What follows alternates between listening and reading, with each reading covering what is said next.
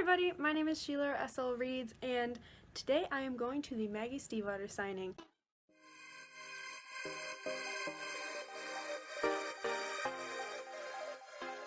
I'm so excited about this, so excited. I met her once at BookCon, and it was the best day of my life, and now I'm going to meet her again and have her sign a bunch of my books. So I have to just get ready, and then I'm taking an Uber over to this library because I don't understand public transportation where I go to school, and so I would not get there at all if I attempted it. I'm just gonna finish getting ready, fix my face, pack all my books up, and then I will be on my way. Hello everybody, I am just about ready to leave. I packed up all 5 of the books that I need to get signed since I have one of them signed so far. But yeah, I'm wearing a shirt with a raccoon on it because I think that Blue would like it, and you know, Maggie Stiefvater wrote that book, so we're just gonna do it. This is my full outfit.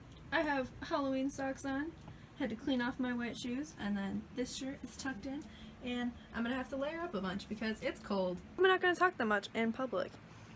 I'm awkward enough standing in my own room, so you know, we'll see.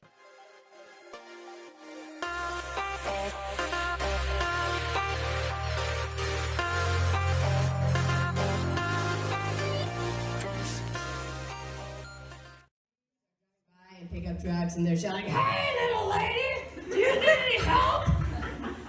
Yes, do you have a 5/8 wrench?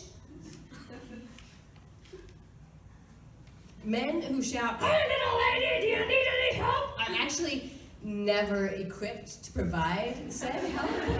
Men who shout from pickup trucks, I learned on this trip, never have tools, they only are tools.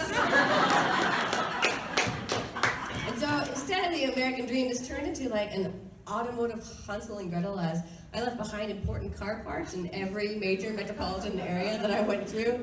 It all came to a head when I got to Salt Lake City, and I came in at 70 miles an hour, which is the speed limit, by the way. And traffic was starting to accumulate, so I tapped the brakes, and my foot went all the way to the floor. I find that moments like these, more than testing your mettle as a driver, they test the mettle of your passenger. So this book, I don't know if it has answers in it, but it becomes this kind of back and forth interplay about how much I think maybe we can do on our own and how much of it we are allowed to delegate to other people, and also about something that really interests me now, which is the cost of if you are giving advice to someone else. If you have been through something yourself and they ask you to dive back in and invest in them, what does that do to you? And so, yes, the entire book, I don't know if it's a fable about Maggie Stiefvater's ideas of how to treat mental health, but it is a metaphor.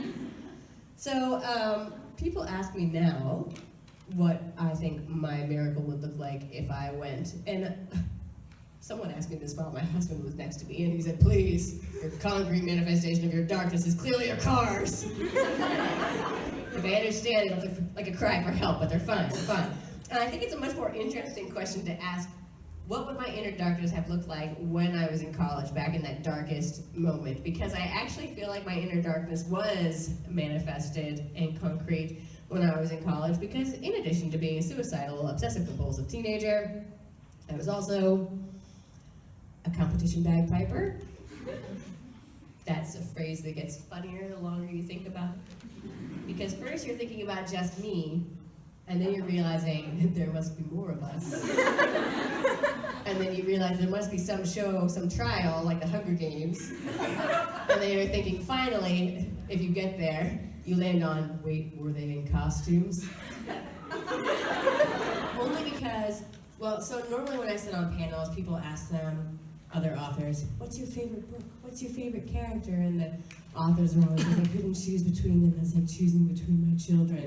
And I'm like, Scorpio races! It's my favorite, it's the best, in case you're wondering. But as far as characters in the Raven cycle, it's not because I feel like they're my children and I can't choose between them. It's just because that entire series is written in third person, and so it's really a story about the world instead of about a person. So to take out any one of them wouldn't really work. I will say that I very much enjoy writing inside Adam's head.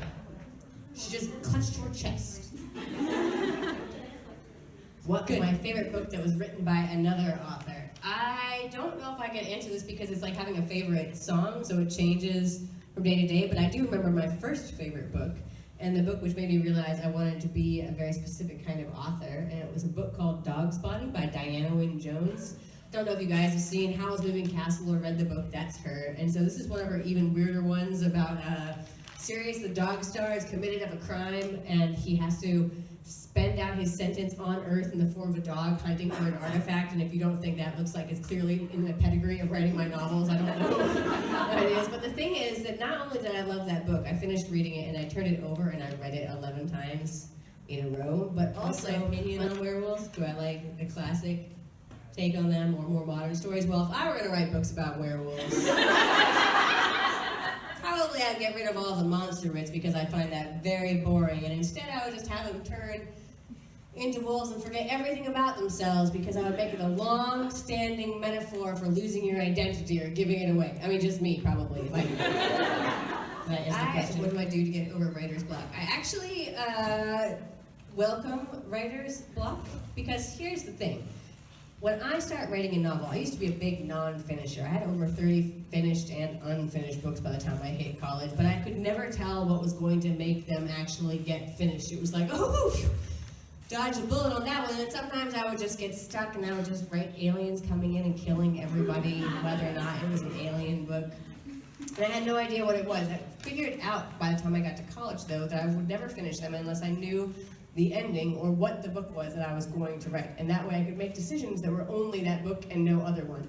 And so my subconscious knows what the book is that I want to write. And so when writer's block happens, what it means is that I've started making decisions in the book that are based on things that are not about that book. They're based because logistics, like I'm going, oh, I need to get this character over here, how am I going to do that? And I get tangled into this whole idea of, well, I have to kill a weekend or something, so let's give them an activity or something like that. A logistic goes and takes me down a hole. Or I'm having a problem with pacing.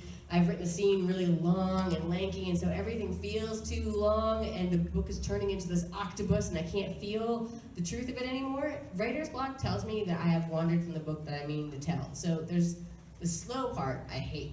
When I get completely stopped, when the brakes get thrown on, then I know I have to go back to before I started feeling slow, and that is where the problem is. So I'm always actually quite happy when it gets to the point where I'm like, oh, that's it, I'm stuck, done, because it means I have to do something instead of just, oh, maybe I'm just tired, maybe it's just hard.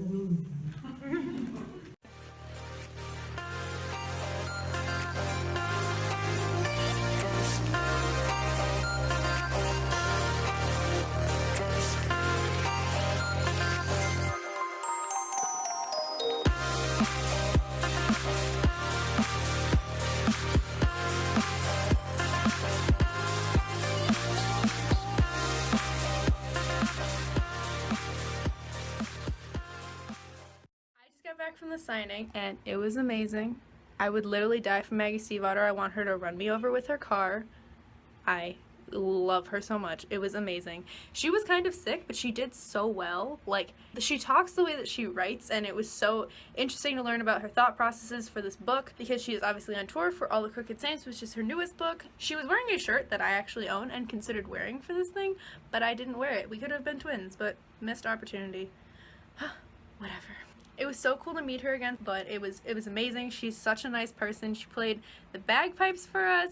She just told all these stories, and she made everybody laugh, and she was so engaging and interesting, and it was such a good experience. I love her so much. I hope you guys like this video. I know this is not like a normal book video, but it is book related, which is the reason why I included it, because I love Maggie Stiefvater's books.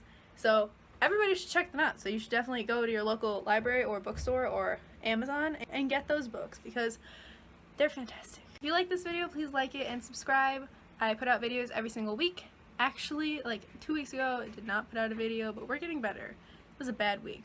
We're gonna pretend that didn't happen. Thank you so much for watching, and I'll see you next time. Bye!